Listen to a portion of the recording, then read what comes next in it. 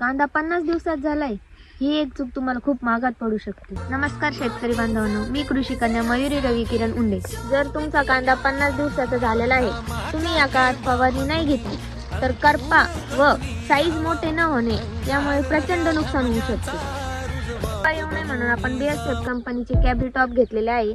त्याचे प्रमाण प्रति एकर 600 ग्रॅम इतके घेतले. मावा व तुडतुड्यांसाठी आपण FMC चे मार्शल हे कीटकनाशक घेतलेले आहे. त्याचे प्रमाण प्रति एकर 250 ml इतके घेतले.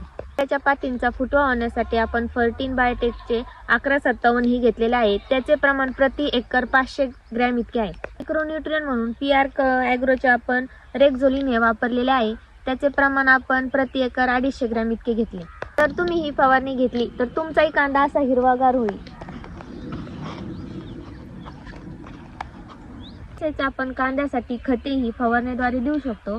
त्याचा रिझल्ट आपल्याला फास्ट मिळतो आणि त्याच्यातून कांद्याची वाढ ही प्रचंड प्रमाणात होते. ऊन वाढत जाते तसे मावा व तुडतुड्यांचे प्रमाण वाढते, त्यामुळे उत्पादनात घट होते. ऊन वाढत जाते त्यामुळे मावा व तुडतुड्यांचे प्रमाणही वाढते, त्यानंतर उत्पादनात घट होते. त्यात येणारा करपा कांद्याची साईज व उंची यासाठी हानिकारक होऊ शकते. जर तुम्हाला आमची माहिती उपयुक्त वाटत असेल तर आमच्या चॅनलला सबस्क्राईब करा.